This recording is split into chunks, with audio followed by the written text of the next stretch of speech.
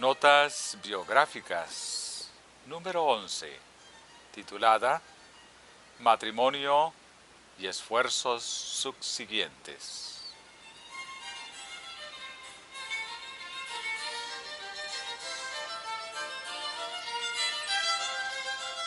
El 30 de agosto de 1846 me uní en matrimonio con el pastor Jaime White.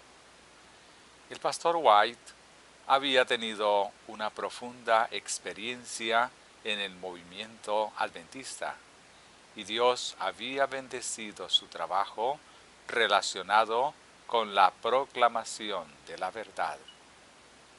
Nuestros corazones se unieron en la gran obra y juntos viajamos y trabajamos por la salvación de las almas.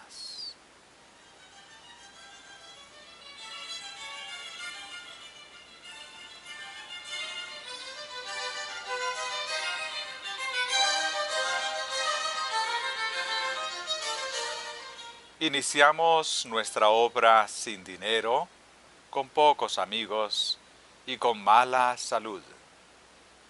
Mi esposo había heredado un físico fuerte, pero se le había dañado gravemente la salud debido a que en la escuela se había aplicado exageradamente al estudio y luego se había dedicado intensamente a dar conferencias públicas. Yo había sufrido de mala salud desde mi infancia, tal como lo relaté al comienzo de esta obra.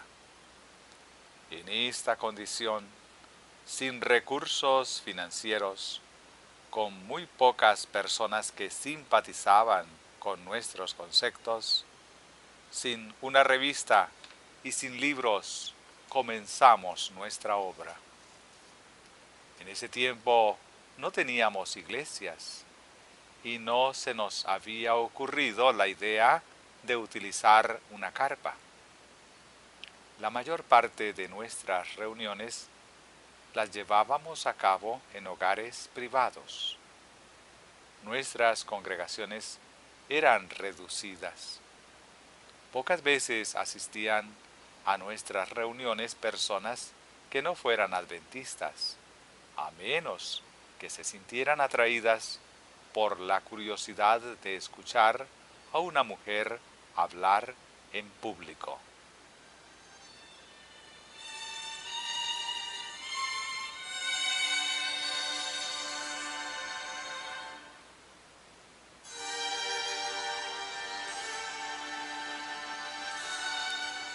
Al comienzo actué con timidez en la obra de hablar públicamente. Si manifestaba alguna confianza, era la que me daba el Espíritu Santo. Si hablaba con libertad y poder, era porque Dios me lo concedía. Nuestras reuniones generalmente se conducían de modo que mi esposo y yo pudiéramos hablar. Él presentaba un discurso doctrinal y luego yo seguía con una exhortación bastante más larga, abriéndome camino hacia los sentimientos de la congregación. De modo que mi esposo sembraba, yo regaba la semilla de la verdad y Dios producía el fruto.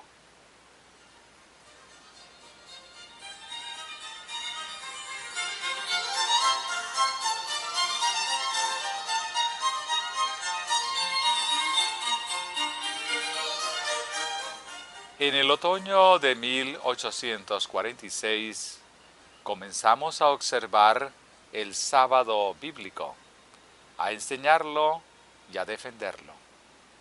Entré en contacto por primera vez con la verdad del sábado mientras visitaba la localidad de New Bedford, Massachusetts, en los primeros meses del año mencionado. Conocí en ese lugar al pastor José Bates, quien había aceptado la fe adventista y era un activo obrero en la causa. El pastor Bates observaba el sábado y hablaba de su importancia. Yo no veía cuál podía ser su importancia y pensaba que el pastor Bates erraba al espaciarse en el cuarto mandamiento más que en cualquiera de los otros 9. Pero el Señor me dio una visión del santuario celestial. El templo de Dios estaba abierto en el cielo y se mostró el arca de Dios cubierta con el propiciatorio.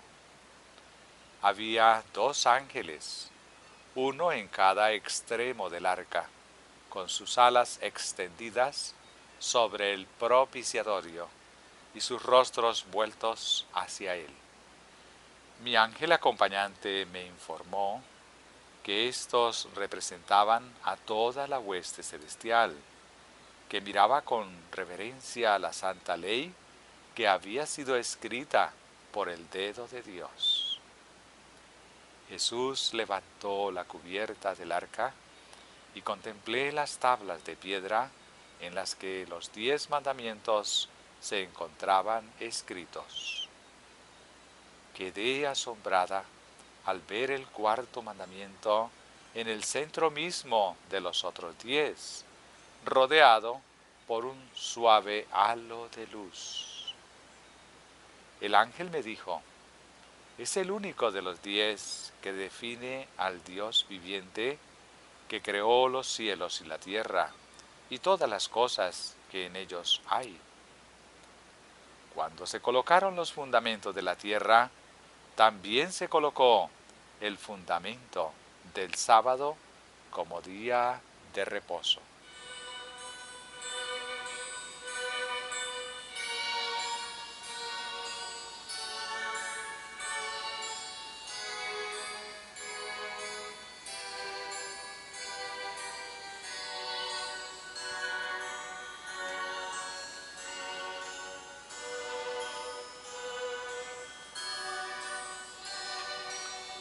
Se me mostró que si se hubiera observado siempre el verdadero día de reposo, nunca hubiera existido un infiel o un ateo.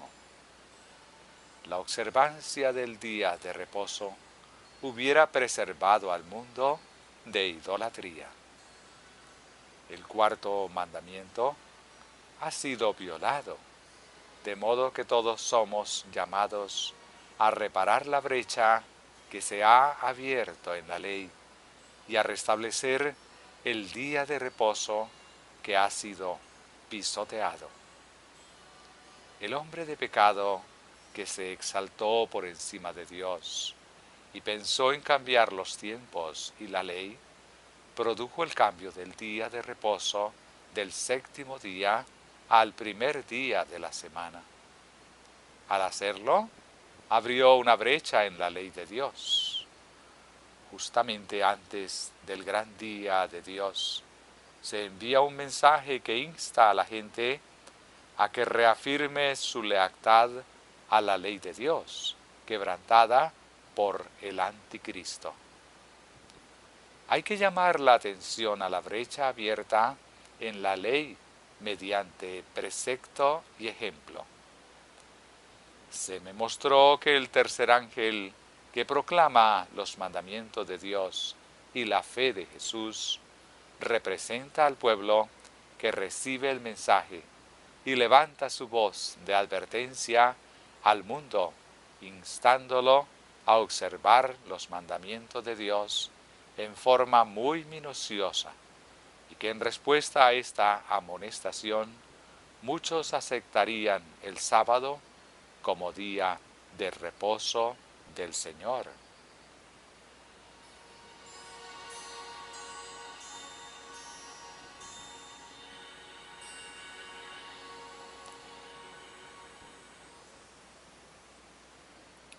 Cuando recibimos la luz acerca del cuarto mandamiento, había unos 25 adventistas en Maine que observaban el sábado como día de reposo. pero tenían tantas diferencias acerca de otros puntos doctrinales y vivían tan alejados unos de otros, que su influencia era escasa.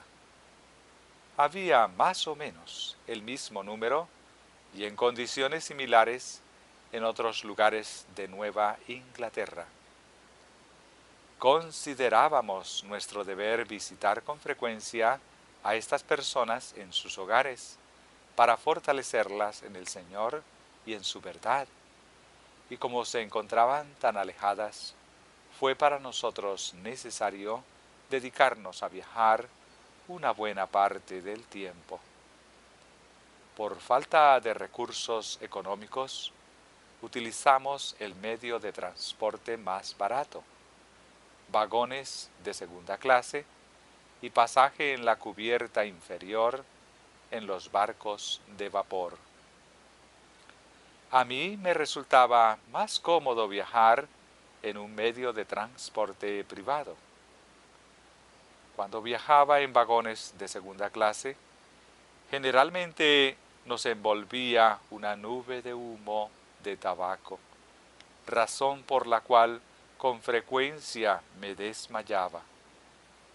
Cuando viajábamos en la cubierta inferior de los barcos de vapor, también sufríamos a causa del humo del tabaco y además teníamos que escuchar las maldiciones y la conversación vulgar de la tripulación y de los pasajeros sin educación.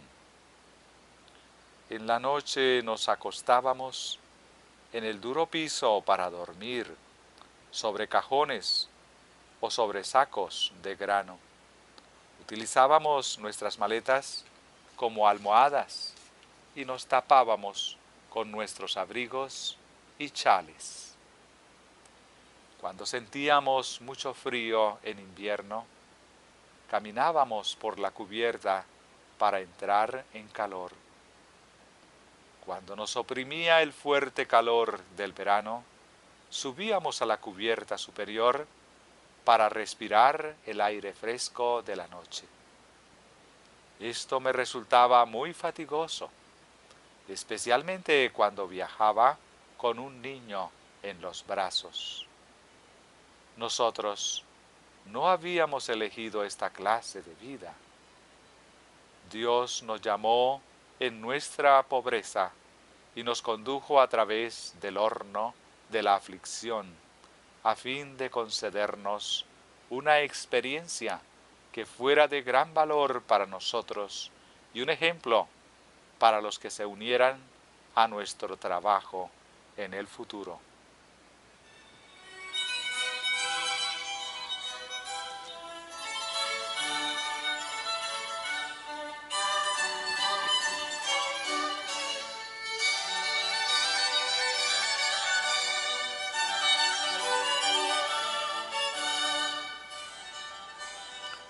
Nuestro Maestro conoció el dolor y la aflicción, y los que sufran con Él reinarán con Él. Cuando el Señor se le apareció a Saulo en ocasión de su conversión, no se propuso mostrarle todo el bien de que se podría disfrutar, sino los grandes sufrimientos que tendría que padecer en su nombre. El sufrimiento ha sido la suerte del pueblo de Dios desde los días del mártir Abel. Los patriarcas sufrieron por ser leales a Dios y obedientes a sus mandamientos. La gran cabeza de la Iglesia sufrió por nosotros. Sus primeros apóstoles y la Iglesia primitiva también sufrieron. Los millones de mártires sufrieron y sufrieron también los reformadores. ¿Y por qué habríamos nosotros, que tenemos la bendita esperanza de la inmortalidad, que se convertirá en realidad en el momento de la venida de Cristo, la cual no demorará mucho, de acobardarnos a causa de una vida de sufrimiento? Si fuera posible tener acceso al árbol de la vida que está en medio del paraíso de Dios, sin experimentar antes sufrimientos, no disfrutaríamos de una recompensa tan valiosa por no haber sufrido por ella. Nos apartaríamos de la gloria. Nos sobrecogería la vergüenza ante la presencia de los que pelearon la buena batalla, que corrieron la carrera con paciencia y que se aferraron a la vida eterna. Pero no habrá allí nadie que no haya elegido, como Moisés, padecer aflicciones con el pueblo de Dios. El profeta Juan vio la multitud de los redimidos y preguntó quiénes eran. Recibió esta respuesta: estos son los que han salido de gran tribulación y han lavado sus ropas y las han emblanquecido en la sangre del Cordero. Apocalipsis 7:14.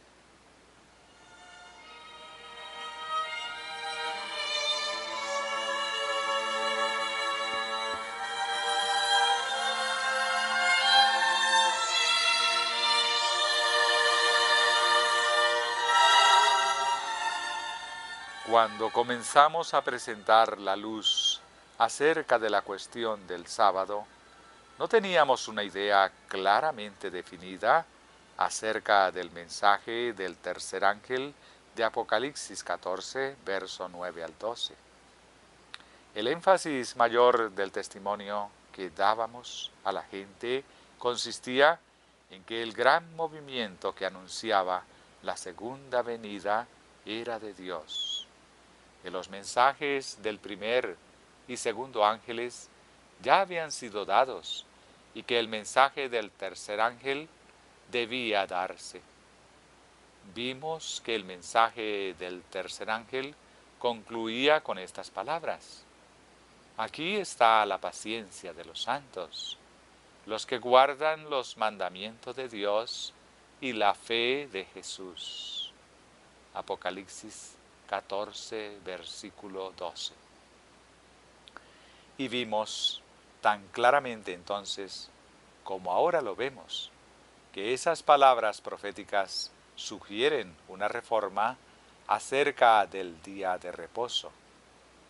Pero no teníamos una posición definida acerca de lo que era la adoración de la bestia mencionada en ese pasaje, ni del significado de la imagen y la marca de la bestia.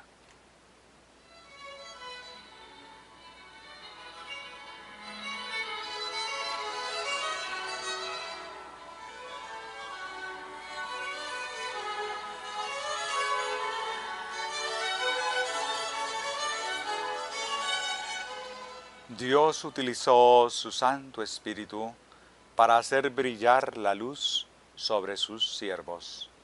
Y con eso el tema se fue aclarando poco a poco en sus mentes. Su investigación requirió mucho estudio y gran cuidado para desentrañar eslabón tras eslabón. Gracias a la preocupación, la ansiedad y el trabajo incesante, ha avanzado la obra hasta que las grandes verdades de nuestro mensaje han llegado a constituir un todo claro, eslabonado y perfecto, que se ha predicado al mundo.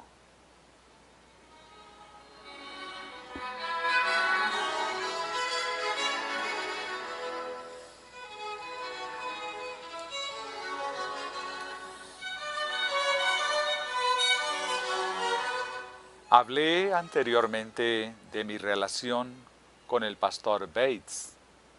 Encontré que se trataba de un caballero cristiano, genuino, cortés y bondadoso. Me trató con gran ternura, como si hubiera sido su hija. La primera vez que me oyó hablar, manifestó gran interés. Cuando terminé mi discurso, se levantó y dijo: «Yo tengo mis dudas, como Tomás. No creo en visiones, pero si pudiera creer que el testimonio que la hermana ha presentado esta noche es en realidad la voz de Dios para nosotros, sería el hombre más feliz». He quedado profundamente conmovido. Creo que la oradora es una persona sincera, pero no puedo explicar cómo es posible que a ella se le hayan mostrado las cosas admirables que acaba de presentarnos.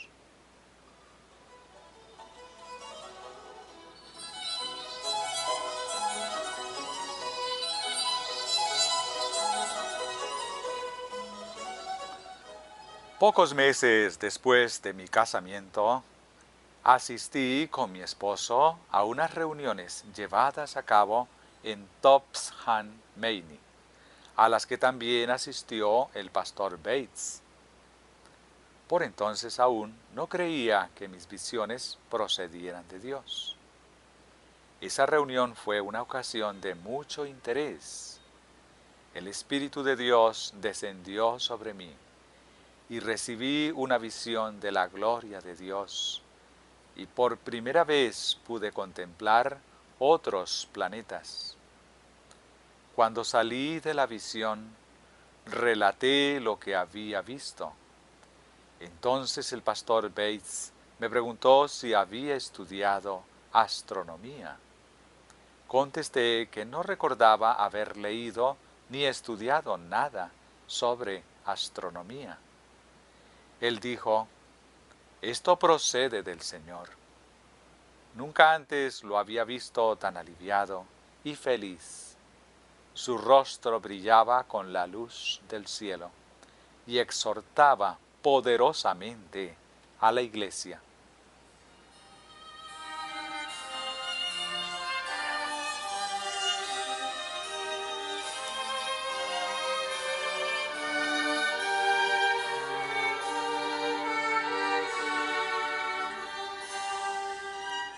Después de esas reuniones, mi esposo y yo regresamos a Gorham, lugar donde mis padres vivían.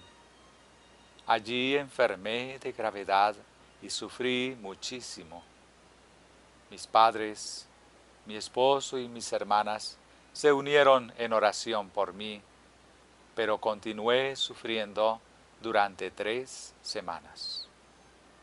Con frecuencia caía desmayada, como si estuviera muerta, pero revivía como respuesta a las oraciones.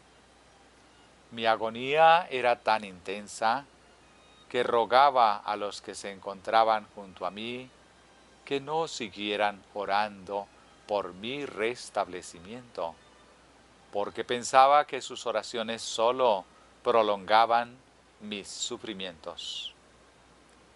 Nuestros vecinos me dieron por muerta.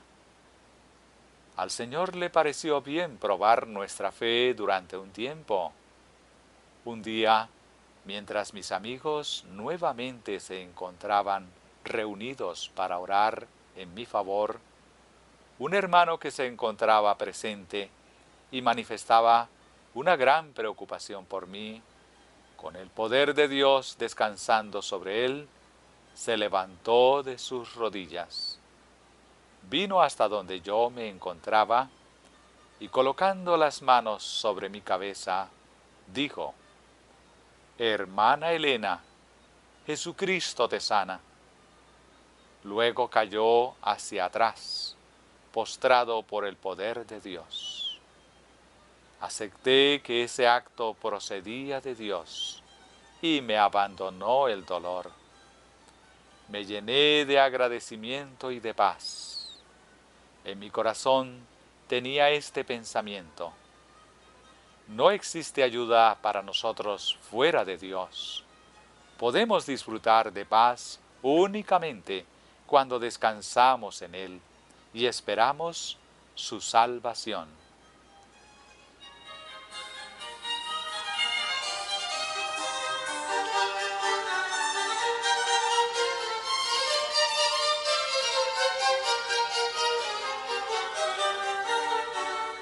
Al día siguiente sobrevino una fuerte tormenta, por lo que ninguno de nuestros vecinos vino a visitarnos. Me levanté y me fui a la sala de la casa. Cuando algunos vecinos vieron que las ventanas de mi cuarto estaban abiertas, supusieron que había muerto. No sabían que el gran médico había entrado misericordiosamente en nuestra morada. Había reprochado a la enfermedad y me había librado de ella. Al día siguiente viajamos casi 60 kilómetros hasta Topsham. Algunas personas le preguntaron a mi padre cuándo realizarían el funeral. Mi padre preguntó, ¿de qué funeral hablan? Del funeral de su hija, fue la respuesta. Mi padre respondió, ella ha sido sanada por la oración de fe y ahora va en camino hacia Topsham.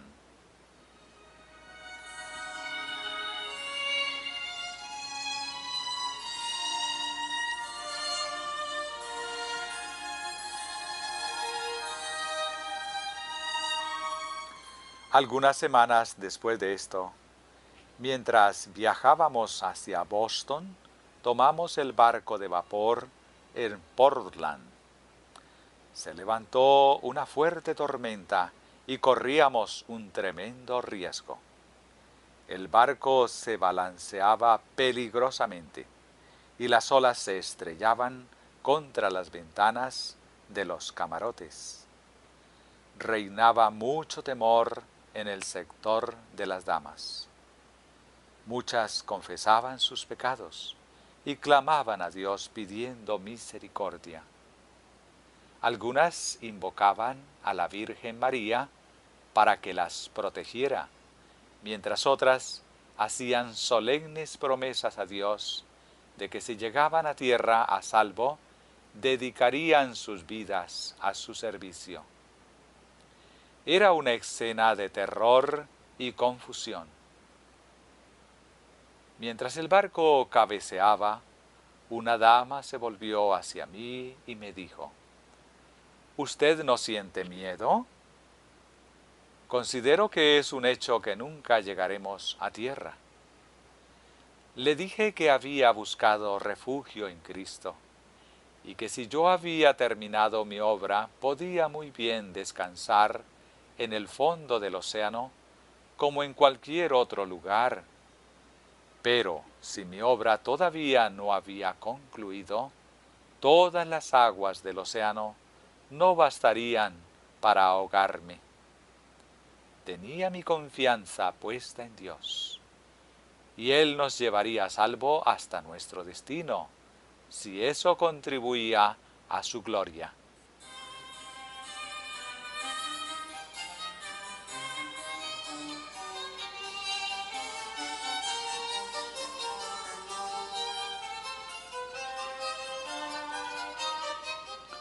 En ese momento aprecié la esperanza cristiana.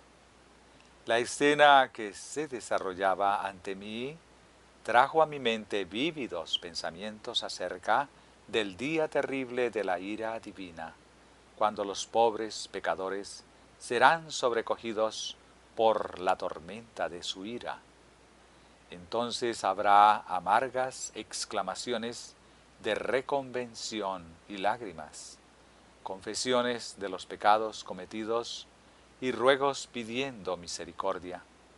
Pero será demasiado tarde.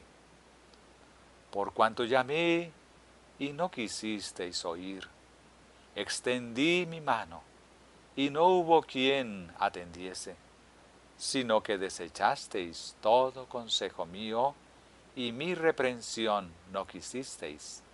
También yo me reiré en vuestra calamidad. Proverbios 1, verso 24 hasta el 26.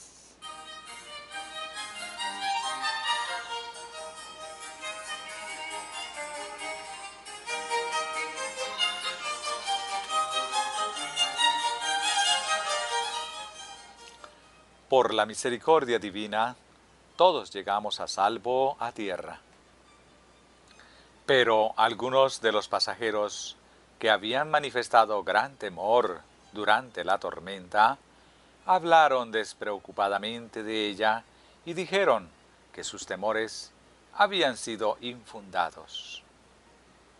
Una dama que había prometido solemnemente que se haría cristiana si se le salvaba la vida y podía ver tierra nuevamente, al salir del barco exclamó burlonamente: «Gloria a Dios, me alegro de volver a pisar tierra». Le pedí que retrocediera en sus pensamientos algunas horas y recordara la promesa que había hecho. Se alejó de mí con una expresión de desprecio.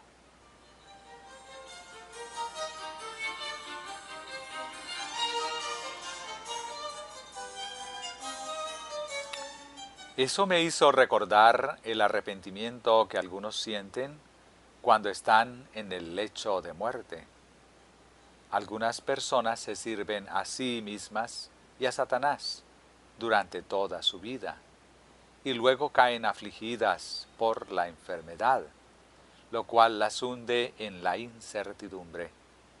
Manifiestan cierto grado de aflicción por el pecado, y tal vez se muestran dispuestas a morir, y sus amigos les hacen creer que se han convertido genuinamente y están listas para el cielo.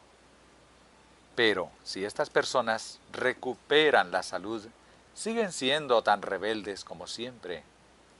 Acuden a mi mente las palabras de Proverbios capítulo 1, verso 27 al 28. Cuando viniere como una destrucción lo que teméis, y vuestra calamidad llegare como un torbellino, cuando sobre vosotros viniere tribulación y angustia, entonces me llamarán y no responderé. Me buscarán de mañana y no me hallarán.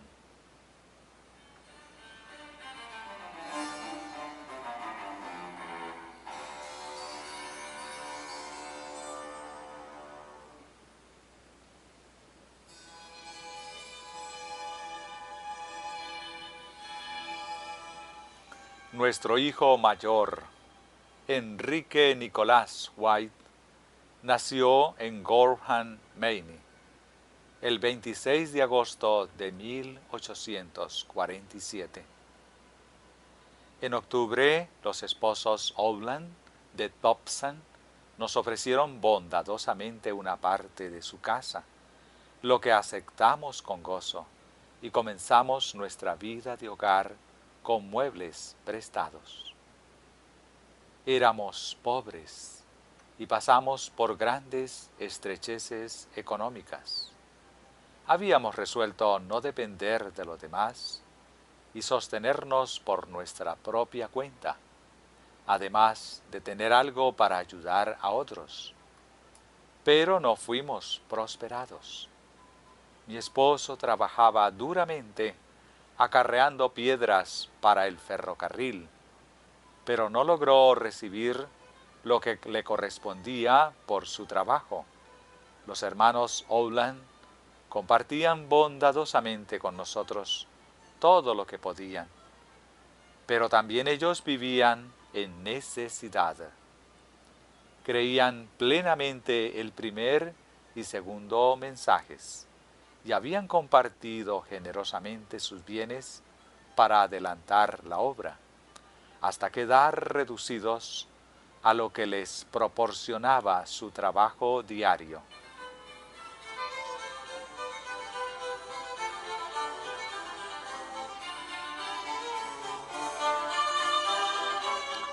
Mi esposo dejó de trabajar en el ferrocarril y se fue con su hacha a cortar leña al bosque. Aunque sentía continuamente un dolor en el costado, trabajaba desde temprano en la mañana hasta el oscurecer para ganar 50 centavos de dólar al día. Algunas noches no podía dormir debido al intenso dolor que experimentaba. Nos esforzábamos por mantener buen ánimo y confiar en el Señor. Yo no me quejaba, y en la mañana sentía gratitud a Dios porque nos había preservado durante una noche más, y en la noche agradecía porque nos había cuidado durante otra jornada. Un día, cuando nuestras provisiones se habían terminado, mi esposo fue a ver a su empleador para recibir dinero o provisiones. Era un día tormentoso y tuvo que caminar casi 5 kilómetros de ida y otros tanto de vuelta en medio de la lluvia. Volvió a casa trayendo sobre la espalda un saco de provisiones atadas en diferentes compartimientos. Pasó con esa carga por la aldea de Brunswick, un lugar donde había presentado mensajes espirituales con frecuencia. Cuando entró en casa muy cansado, sentí un gran desánimo. Mi primer pensamiento fue que Dios nos había abandonado. Le dije a mi esposo, ¿a esto hemos llegado? ¿Nos ha abandonado el Señor? No pude contener mis lágrimas. Lloré y me lamenté durante horas, hasta que me desmayé. Se elevaron oraciones en mi favor. Cuando volví en mí, experimenté la influencia alentadora del Espíritu de Dios y lamenté haberme dejado dominar por el desánimo. Deseamos seguir a Cristo y ser como Él, pero a veces vacilamos a causa de las pruebas y nos alejamos un tanto de Él. Los sufrimientos y las pruebas nos acercan a Jesús. El horno encendido consume la escoria y hace brillar el oro.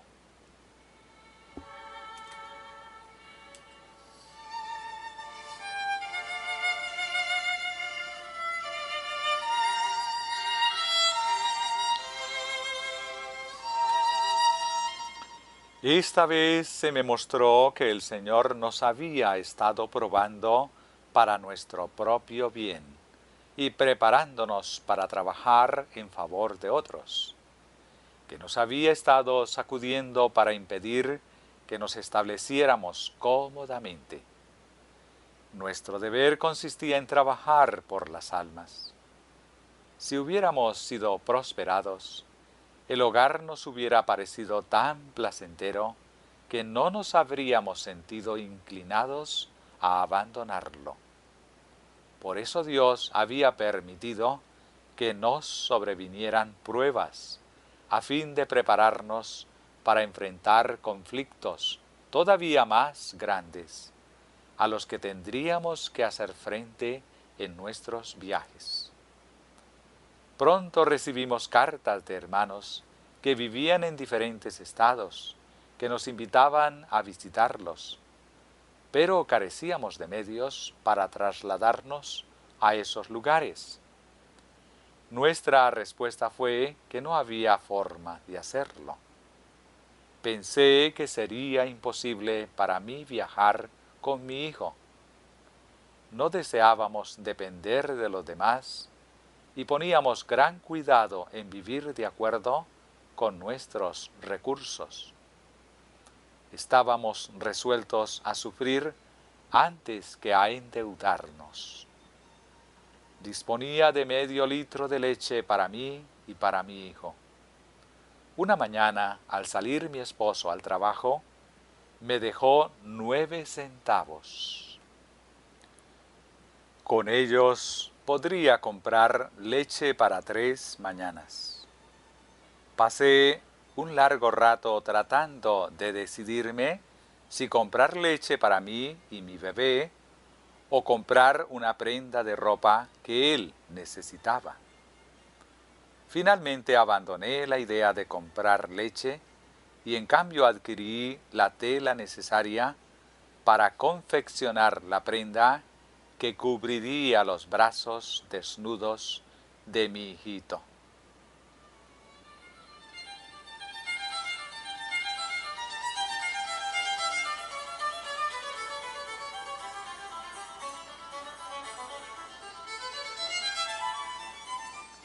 El pequeño Enrique enfermó de gravedad y empeoró con tanta rapidez que nos alarmamos mucho. Cayó en un estado de estupor. Tenía la respiración rápida y pesada. Le dimos remedios sin ningún resultado positivo. Luego llamamos a una persona que conocía de enfermedades, quien nos dijo que era dudoso que se recuperara. Habíamos convertido al niño en una excusa para no trabajar por el bien de los demás, y temíamos que el Señor nos lo quitara. Una vez más, nos postramos delante del Señor y le pedimos que tuviera compasión de nosotros y salvara la vida del niño. Y le prometimos solemnemente avanzar confiando en Él, donde quiera que Él nos enviara.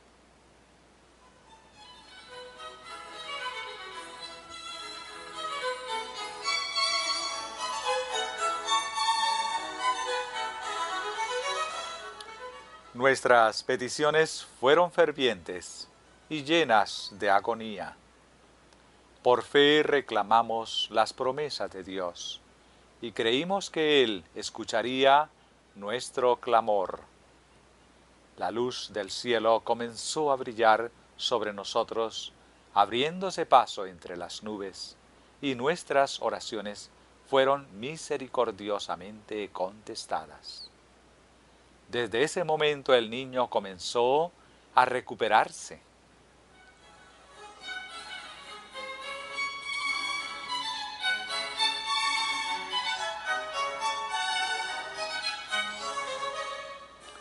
Mientras nos encontrábamos en Topsham, recibimos una carta del hermano Chamberlain de Connecticut, instándonos a asistir a la conferencia que se llevaría a cabo en ese estado en abril de 1848.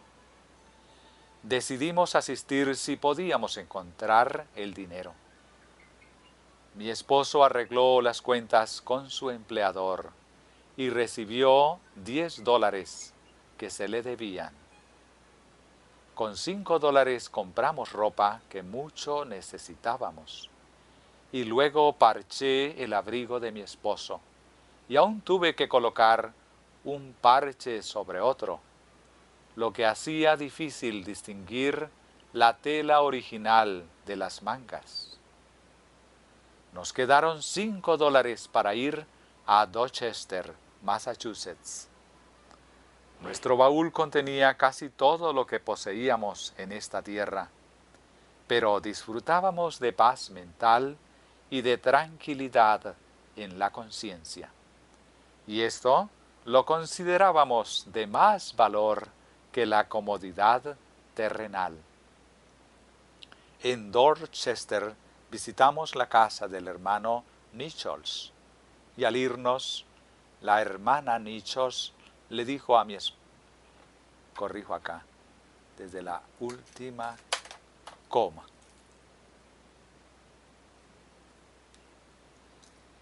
La hermana Nichols le dio a mi esposo $5 con los que él pagó el pasaje hasta Middletown, Connecticut. Éramos forasteros en esa ciudad y nunca habíamos visto a los hermanos de ese estado. Nos quedaban solamente 50 centavos. Mi esposo no se atrevió a usar ese dinero para alquilar un coche, de manera que dejó el baúl sobre un montón de madera y salimos caminando en busca de alguien que fuera de nuestra fe. Pronto encontramos al hermano C., quien nos llevó a su casa.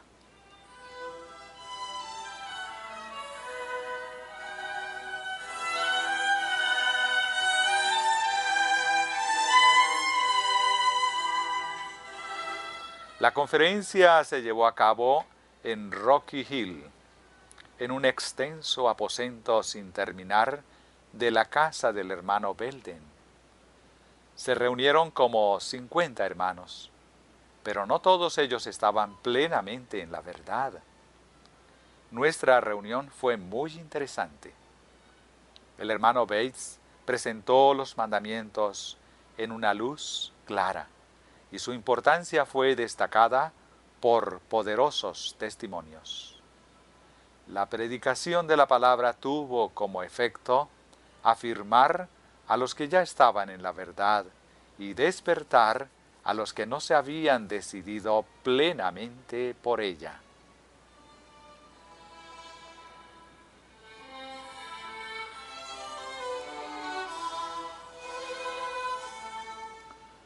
Fuimos invitados a reunirnos con los hermanos del estado de Nueva York el verano siguiente. Los creyentes eran pobres y no podían prometer hacer mucho para pagar nuestros gastos. Carecíamos de recursos para el viaje. La salud de mi esposo era deficiente, pero se le presentó la oportunidad de trabajar en un campo de heno y él decidió hacer el trabajo.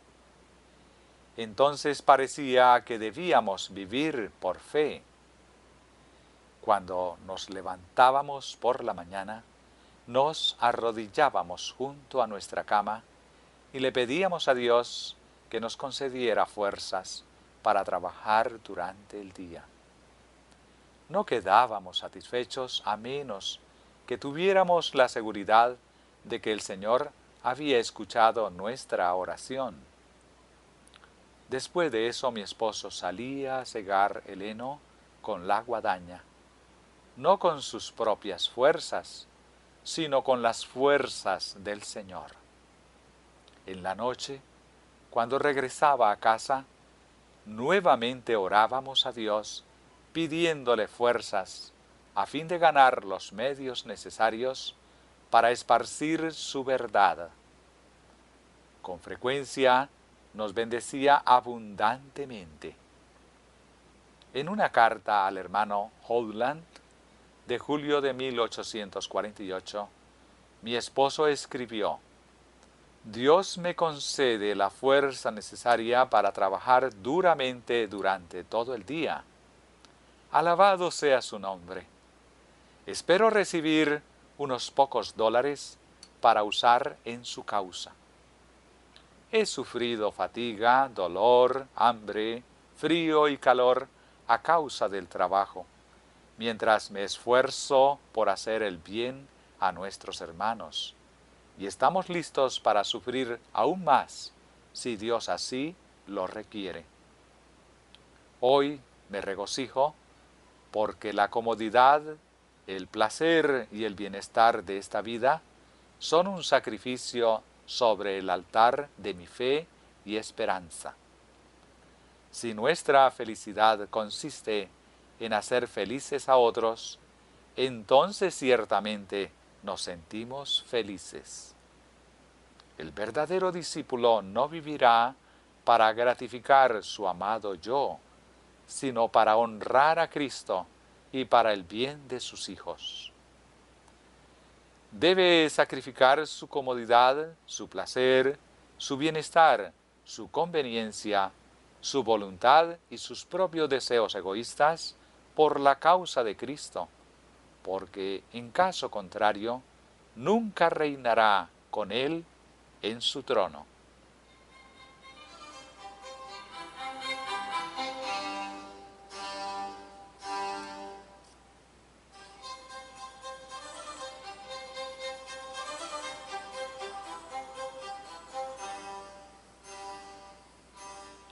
Los recursos obtenidos con el trabajo en el campo de heno fueron suficientes para satisfacer nuestras necesidades del momento y también para pagar nuestros gastos de viaje de ida y vuelta a Nueva York.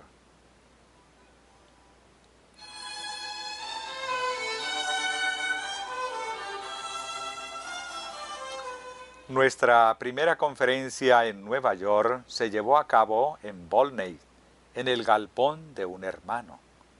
Había presentes unas 35 personas, todas las que se pudieron reunir en esa parte del estado. Pero entre ellas difícilmente había dos que estuvieran de acuerdo. Algunos creían en errores serios y todos se esforzaban por imponer sus propios puntos de vista, declarando que estaban de acuerdo con las Escrituras.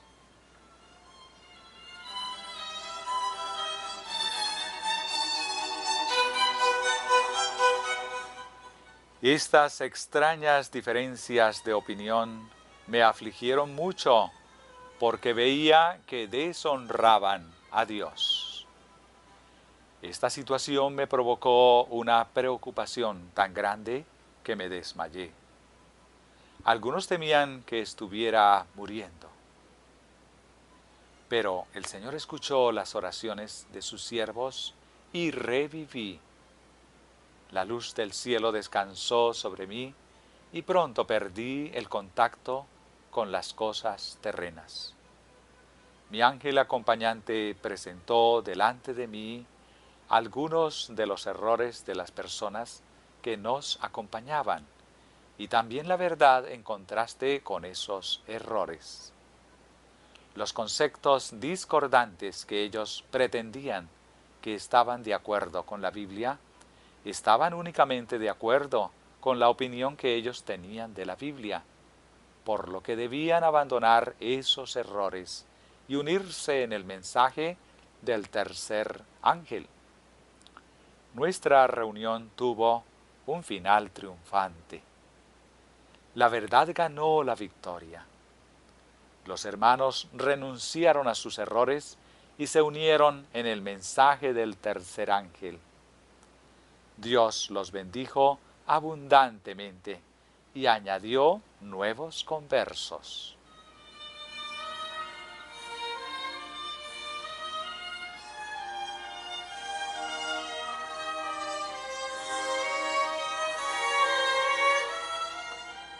De Volney viajamos a Port Gibson para asistir a una reunión en el galpón del hermano Edson. Había presente personas que amaban la verdad, pero que habían prestado atención al error y lo habían creído. El Señor manifestó su poder entre nosotros antes de la finalización de la reunión. Nuevamente se me mostró en visión la importancia de que los hermanos del sector este del estado de Nueva York abandonaran sus diferencias y se unieran en la verdad bíblica.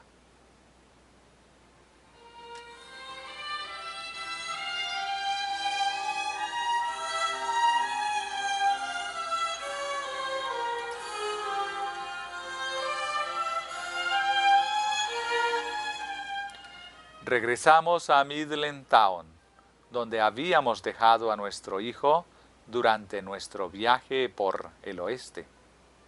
Y ahora tuvimos que hacer frente a un penoso deber. Por el bien de las almas consideramos que debíamos sacrificar la compañía de nuestro pequeño Enrique a fin de entregarnos sin reserva a la obra. Mi salud era deficiente y era inevitable que tendría que dedicar una buena parte de mi tiempo a su cuidado. Fue una prueba muy severa, y sin embargo no me atreví a convertir al niño en un estorbo para el cumplimiento de mi deber. Yo creía que el Señor le había salvado la vida cuando había estado enfermo, y que si yo permitía que Él me estorbara en el cumplimiento de mi deber, Dios me lo quitaría. Sola ante el Señor, con sentimientos de dolor y muchas lágrimas, hice el sacrificio y renuncié a mi hijo único, que entonces tenía 1 año de edad, entregándolo a otra mujer para que hiciera las veces de madre y lo amara como una madre. Lo dejamos con la familia del hermano Outland, en quien teníamos completa confianza. Estaban dispuestos a aumentar sus cargas con tal de dejarnos tan libres como fuera posible para que trabajáramos en la causa de Dios. Sabíamos que ellos podían cuidar mejor a Enrique de lo que yo podría hacer mientras viajaba, y que era para su propio bien tener un hogar y una buena disciplina. Me resultó muy duro alejarme de mi hijo. Noche y día veía su carita triste, y sin embargo, con la fuerza del Señor, pude sacarlo de mi mente y procurar trabajar por el bien de otros. La familia del hermano Outland estuvo a cargo de Enrique durante 5 años.